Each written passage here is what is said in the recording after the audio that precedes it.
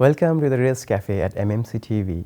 Once again, we are with Most Venerable Yogavacara Rahula Bhante to review his own autobiography book, One Night Shelter. Thank you very much, Venerable, for joining our studio in Los Angeles. So in last episode, we were talking about how he get into Asia, India, and Nepal, and how he began his spiritual journey, a pilgrimage journey. So I would like to quote one of your saying, "We all have Bodh Gaya within ourselves, as it were, the site of enlightenment which we should really try and reach of uncover. This is the ultimate pilgrimage, coming back home to the innate source of true freedom and lasting happiness." So I would like to know why do you mention that we all have our own Buddha Gaya instead of physical Buddha Gaya? Because everybody is searching for happiness. Of course, the meaning of happiness is different for different people. And when I had that experience at the meditation course in Nepal, I had some kind of experience of mental freedom, whatever to the degree that was. And I realized that there's a whole new dimension to the mind and the consciousness.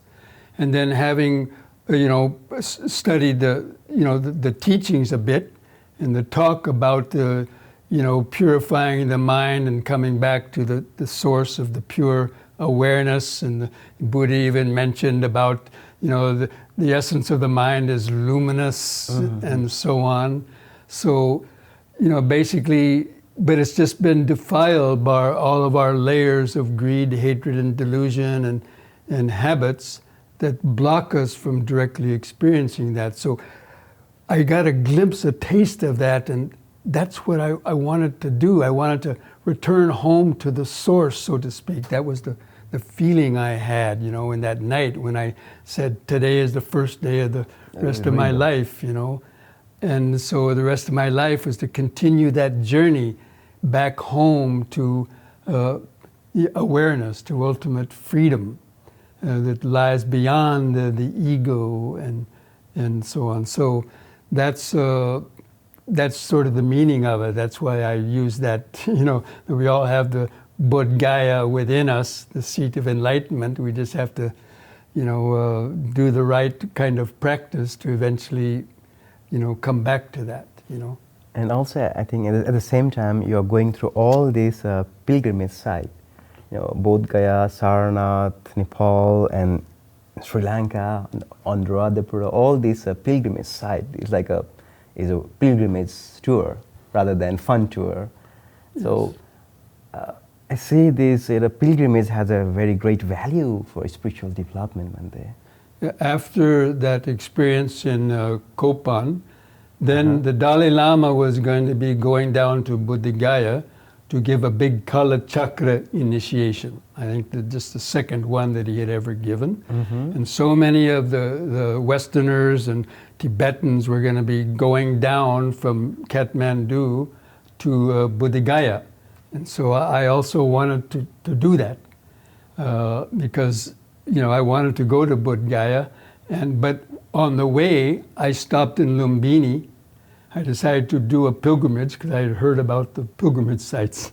So I went to Lumbini, and from there I was walking mostly. I think I took the bus to Lumbini, but then from there, when I got across the border, I walked to Kushinara, and then to Vaishali, and then crossed the river to Patna, and then to Rajgir, and then finally came to Bodh Gaya, and that was like a pilgrimage, Yes.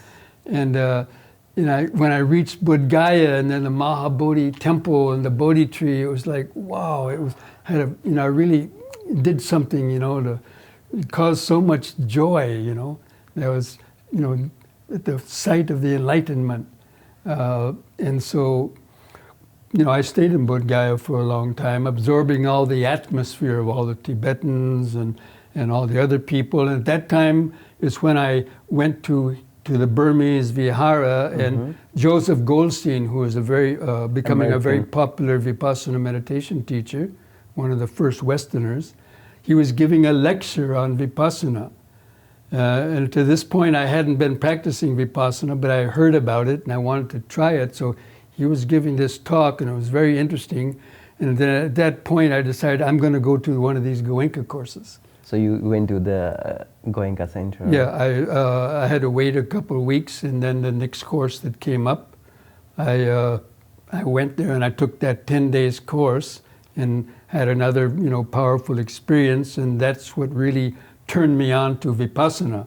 And so I gradually shifted from the Tibetan style of practice, and I got more books on the Theravada teachings, and I was reading more of the Pali suttas in English.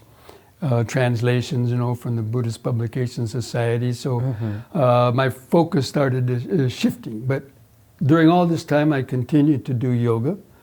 And then, so that pilgrimage then, now Sri Lanka was the next pilgrimage site, where, it was said to be the last bastion of the pure Theravada doctrine. And it has an unbroken lineage, from thousands of years.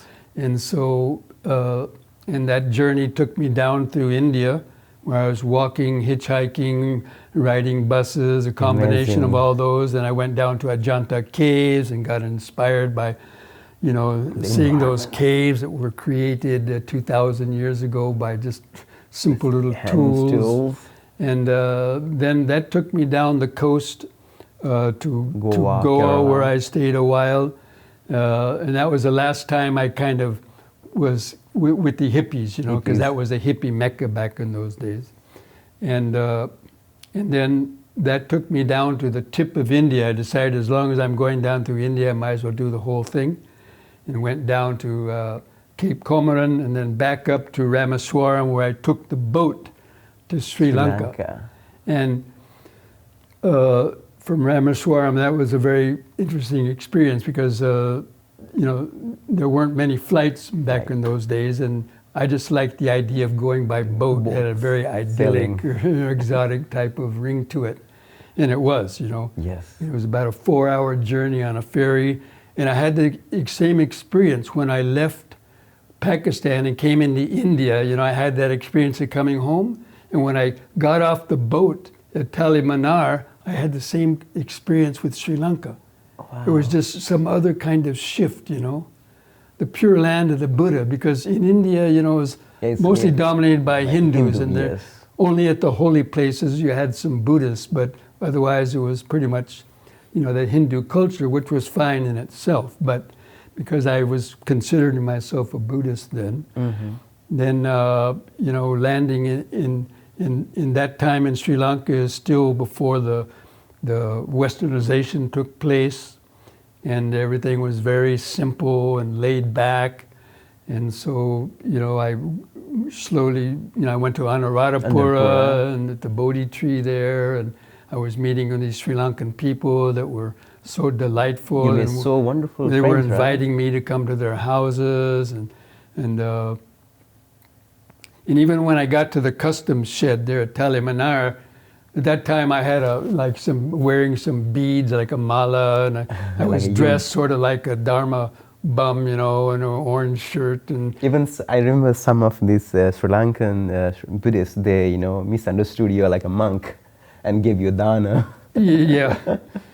And the custom agent there, he asked me, where are you going in Sri Lanka?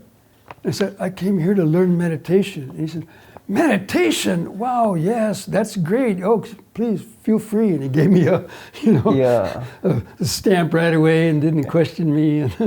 And so I really felt like coming home. I feel like everywhere we go, you made this Kalyana Mitra, spiritual friend like Chris, Sam, all this Jim, all the people were helping you. That's because when I reflected on it later, when the mind, there's a saying, even in Christianity, when you knock, the door will open. And so when you start genuinely having an interest to, study and learn, then what you need to continue that journey comes to you kind of effortlessly, Yeah. And doors open, and that's the way I've experienced that ever since then, And so I got down to Sri Lanka, and then I had a chance to go to a yoga course in Sri Lanka by visiting Swami. So before I went to Cambodia to do a Vipassana retreat, I went to the yoga ashram and really learned from a yogi, in person.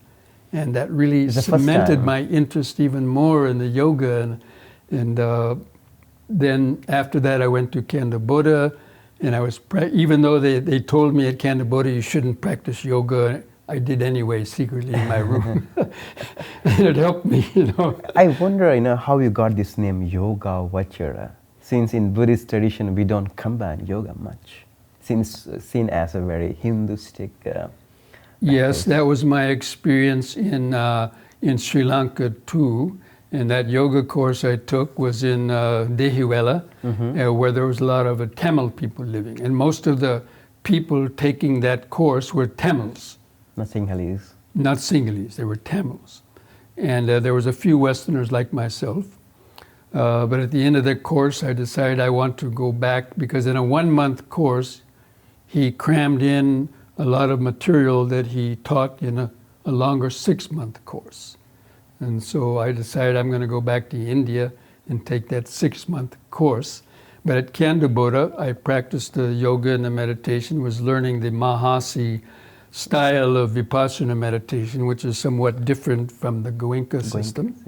And I saw that to be even more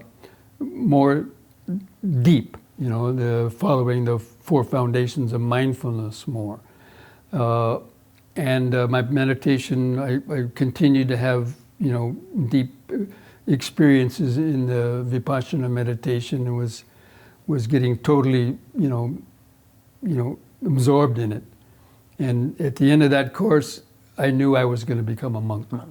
And whether it was a Theravada monk, because I was starting to relate more to that. I was reading more sutras.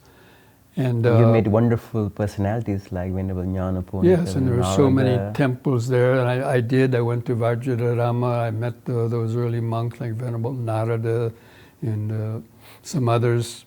And then I spent the next several months doing self-retreats at Unawatuna and some other places. And then I visited Venerable Nyanaponika, who was a very famous German scholar monk up in Kandy. And Bhikkhu Bodhi was up there too at the time, and I went up there and visited them. Wow. And told him I wanted to find a place like Cambodia, a monastery where I might be able to be ordained as a monk. And that's when Venerable Nyanaponika advised I go to the Tapawani, near Colombo, and that's where I went. And the teacher there had practiced with the Mahasi Sayadaw, and he was one of the 2 teachers of that technique, and he allowed me to stay there at Tapawani. And eventually I asked him, can I become a monk? And he thought about it. But he knew I wanted to go to India first to do the 6-month course. And he said, okay, you go to India, you learn yoga, because he was kind of open to the yoga. Wow. And he said, you come back, you can teach my young monks yoga. Oh, wow, interesting. And so, he's okay with this mixing all the spiritual practice like a spiritual cocktail. Well, I don't know if he was into that much of it, but he knew that yoga was something good. I don't know where he learned it, but anyway, he was open-minded about it. And so I went back to India, I took that 6-month course, and then this is where I got the name I was going to mention. So I took the 6-month course, and usually at the end of a yoga or meditation course, the teacher gives you an opportunity to have a Dharma name, to get a Dharma name, sort of that would help you to relate to some aspect of the Dhamma. So at the end of that course, he saw that I was really, keen and dedicated to wanting to, follow that path. He wanted me to become one of his disciples, a Hindu monk or a yogi monk. Just like a Buddha, got invited by this Alarkaram, Uddakaram, Buddha. Yes, but at that time I was pretty much sold on I wanted to become a Buddhist monk, and so I told him that, and he didn't. Get upset about it too much. But he said, but then he came to get a name, and he said, okay, we need, you want a name. He came up with 2 names for me, according to the science of numerology or yantra, in which, according to my birth date, I should have a 2-syllable name. And so he gave me 2 options. One, it was Arjun, who was the hero of Bhagavad Gita, and one was Rahul, which was the son of the Buddha. And then he said, well, I know you're leaning to Buddhism, so probably you would like the name Rahul. And I said, yes, I'll take that one. Oh, wow. And so my yoga teacher gave me the Buddhist name of Rahul. To them, it's Rahul. You know, they leave off the A at the end. So when I went back to Tapawane and went to my Buddhist preceptor, Venerable Vangiza, and then he decided, okay, we're going to have your ordination on Wesak Day. Oh, very that was about 6 weeks later. And so at that time he gave me some things to memorize about the ordination, the novice ordination. And then just before, a few days before, we have to think of a name for you. Because I hadn't told him I got a name from my yoga teacher yet. Oh. He said, we have to think a name for you. And I said, I got a name. He said, yeah, what's that? And I said, Rahul. And he said, Rahula! Yes, son of the Buddha, that will be a good name for you, because he saw that I was really, really keen and on the meditation and really practicing, you know, constantly. And so, but then he said, we have to get another name for you. You know, Buddhist monks have the name of their village in front of your name. In the Sri Lankan tradition. So he said, oh, we'll have to call you California Rahula. I heard that. I said, no. I don't want my past to come with you. Yeah, I was trying to shed that, you know. And then he thought, you know, yoga. Oh, we'll call you Yogavacara Rahula. Wow. And that had a nice ring to it. Yes. You know? Yogavacara Rahula. Everything and it looks was like fitting my practice, you know. And so that name stuck, and that's what I've used. Even I had that put on my passport as an alias. Oh, really? And I traveled with that a lot. Wonderful. But and looks so like that's how it stuck. So it's ironic that my yoga teacher gave me the Buddhist name, and my Buddhist teacher gave me the name with the yoga in it. So yeah, I think that was part of the plan, you know, the cosmic plan or something, because that's how my practice has developed, and that's what I'm kind of known for now, is that I integrate the practice of certain aspects of yoga, especially the breathing and the stretching, to help support the meditation. But my main form of meditation was the Buddhist meditation, especially the samatha and the vipassana form of meditation. The Hindu forms of meditation were, you know, more like formless jhanas and concentration on chakras and so on. And but that didn't really interest me that much. But you know, the system described by the Buddha and the 4 foundations of mindfulness, that's what I was really keen on. So anyway, and then when I eventually started teaching some years later, then that's the way I started teaching, and you know, people found it very helpful to do some deep breathing and some stretches before sitting to meditate. And that was my own experience as well as so many others. So that's how that came about. Yeah, thank you so much, man. It's a wonderful, inspirational story.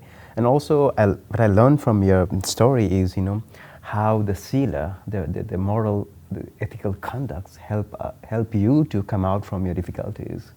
You know, although you had this dream of cold turkey to end this addiction very sharply, but it was following you, right?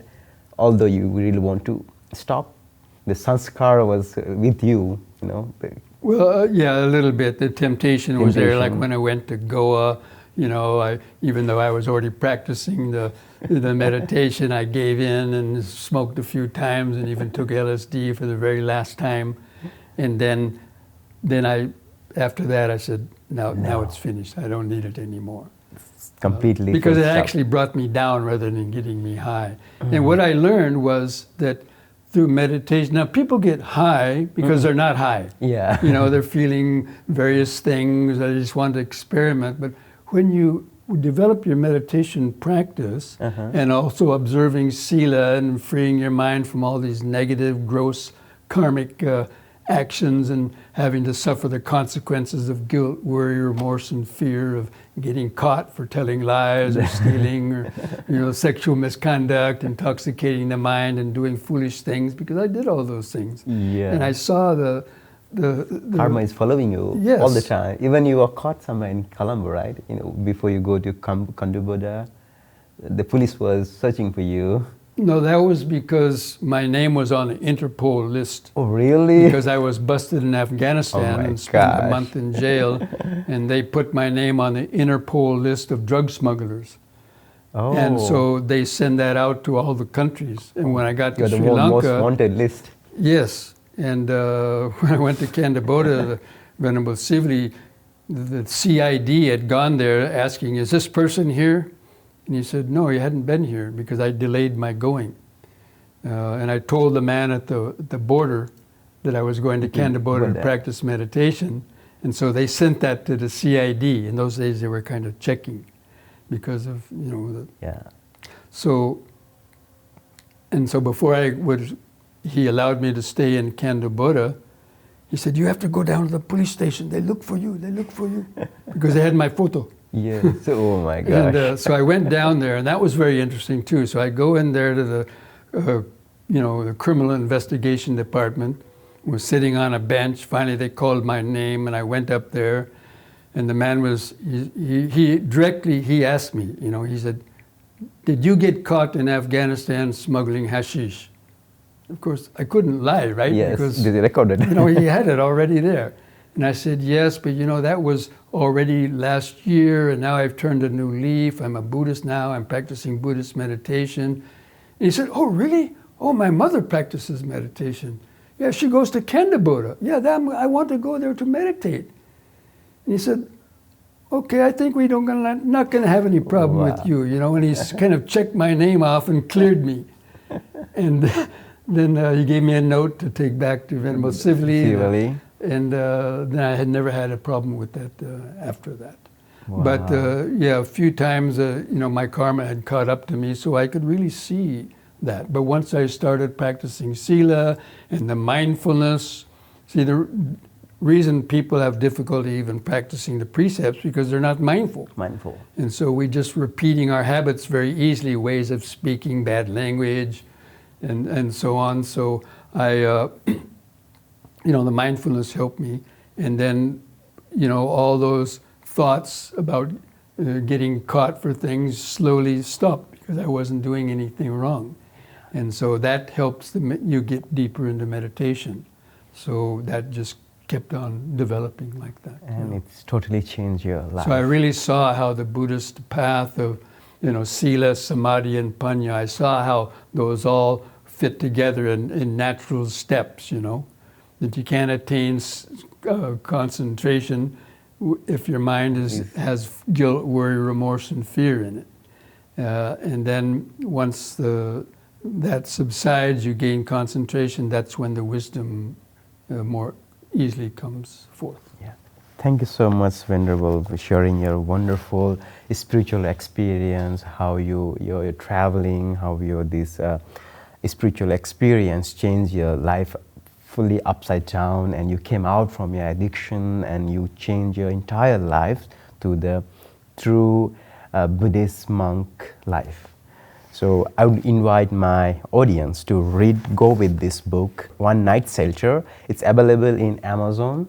On Amazon bookstore. Yeah, bookstore. It's the 4th edition is available now. The 4th newest edition, it's been revised a couple of times. With beautiful pictures of his traveling blog. So thank you, Venerable, for having with us. It was my pleasure. Yeah, and we would like to have you in future with your other books too. So tune with us at Readers Cafe and MMC TV to know about these wonderful books and wonderful personality like our Venerable Yogavacara Rahula. Thank you so much. Thank you.